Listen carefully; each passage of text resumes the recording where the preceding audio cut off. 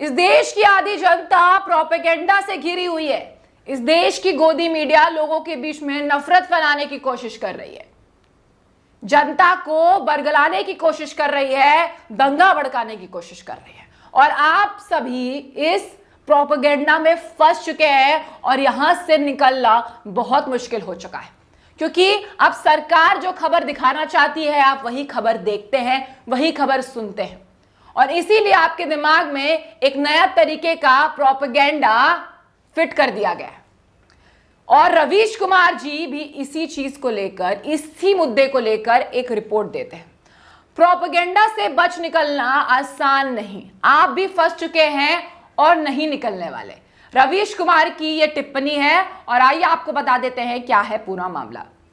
Corona संकट के चलते भर्ती और परीक्षाएं प्रभावित हुई हैं। इसको लेकर कई लोगों ने वरिष्ठ पत्रकार रवीश कुमार को संदेश भेजे हैं। रवीश ने एक फेसबुक पोस्ट पर शेयर करते हुए इन सभी लोगों के लिए सहानुभूति दिखाई और एक लेख शेयर कर उसे पढ़ने के लिए कहा है। रवीश ने लोगों के प्रति संवेदना व्यक्त करते हुए लिखा, भर्ती और परीक्षा के मसले का कुछ नहीं हो सकता है, ना ट्रेंड कराने से कुछ होगा, ना खबर छपवाने से कुछ होगा। आप लोगों के साथ जो अन्याय हुआ है वो किसी के साथ ना हो। मुझे मैसेज भेजने से पहले यही चाहूंगा कि आप ये दोनों लेख पढ़ लें, पुराने हैं। रवीश ने कहा कि पहले भी वे इस तरह के कई लेख लिख चुके हैं, लेकिन सरकार को इससे कोई फर्क नहीं पड़ता है, क्योंकि एक अकेला जो चना है वो भाड़ नहीं फोड़ सकता। अगर पूरी गोदी मीडिया एक तरफ प्रोपेगेंडा क्रिएट करने के लिए लग गई है तो अकेले एनडीटीवी के पत्रकार रवीश कुमार क्या कर लेंगे, क्योंकि सरकार हमेशा जो उनकी नीतियों के खिलाफ बोलता है, जो सच्चाई दिखाने की कोशिश करता है, उन्हें दबा देती है। और ना चाहते हुए भी बोलना पड़ेगा कि ये चैनल को भी सरकार दबाने की कोशिश कभी भी कर सकती है, क्योंकि हम सरकार के नीतियों के खिलाफ बोलते हैं, सरकार के भ्रष्ट नीतियों के खिलाफ बोलते हैं। जिस तरीके से इस देश में प्रोपेगेंडा चला रही है सरकार, उसके खिलाफ बोलते हैं। आईपीसी सेल पर निशाना साधते उन्होंने लिखा कि आईटी सेल जो प्रोपेगेंडा फैलाता है उसी पर विश्वास कीजिए, इससे आप खुशी में रहेंगे। नौकरी सैलरी पर ध्यान भी नहीं जाएगा। परीक्षा की तारीख बढ़वाने के लिए मैसेज करने वालों से भी आग्रह है कि इसे पढ़ें और मैसेज ना करें। ये लिखते हैं रवीश कुमार। रवीश कुमार ने सरकार और उन्हें वोट देने वालों पर भी तंज कसते हुए क्या लिखा है मैं आपको बता देती हूं। एक बात दीवार पर लिख कर रख ले, आप भी वोट बेरोजगारी के सवाल पर नहीं करने वाले। प्रोपेगेंडा से बचकर निकलना इतना आसान नहीं होता है। आप भी फंस चुके हैं और नहीं निकलने वाले हैं। दीवार पर लिखा, जब इसे रोज पढ़ेंगे तो फिर मुझे व्हाट्सएप फॉरवर्ड करने की तकलीफ से बच जाएंगे। आनंद से रहें, मुझसे नाराज होना चाहें तो स्वागत है। यह लिखते हैं रवीश कुमार।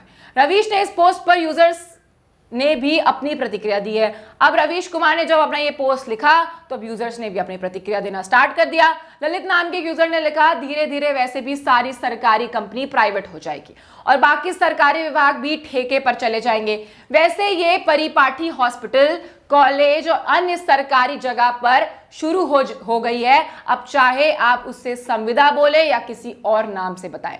रोजगार के बारे में सभी को फिर से सोचना ही होगा, नहीं तो आने वाले समय में कैसे कला, कॉमर्स या अन्य विषयों के स्नातक किस दिशा में चले जाएंगे, ये यक्ष प्रश्न है। ये ललित नाम के एक यूजर लिखते हैं। उनका ये कहना है कि आप सरकारी जो कंपनियां हैं उसे बेच के ही मानेगी सरकार, और बेच भी रही है। हम जो हैं वो प्राइवेटाइजेशन की तरफ बढ़ रहे हैं। ऐसे में आने वाले टाइम में अगर बेरोजगारी के लिए सवाल नहीं उठाया गया तो आप मान लीजिए सब कुछ ठंड ठंड गोपाल हो जाएगा और हम अपने घर में बैठे रह जाएंगे।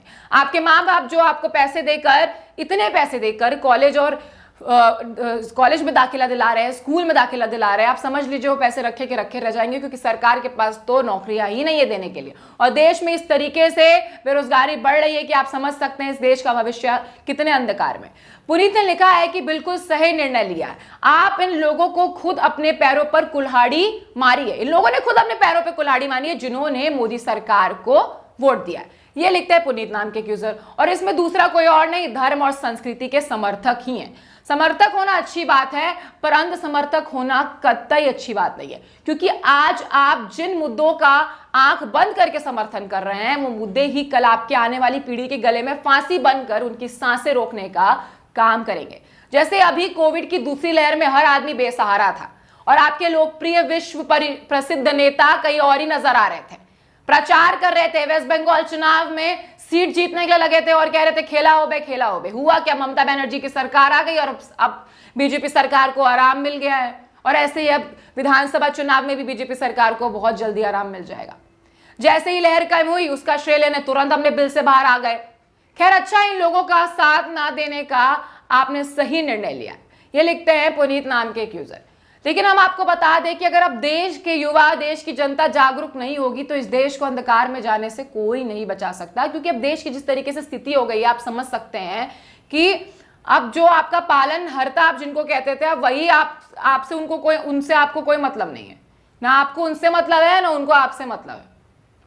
आप यहाँ पे नजरें टिका कर बैठे हैं कि आप सरकारी वैकेंसी निकलेंगी, लेकिन एक तरफ सरकार यहाँ पे प्राइवेटाइजेशन कर रही है, हर कंपनी का निजीकरण हो रहा है।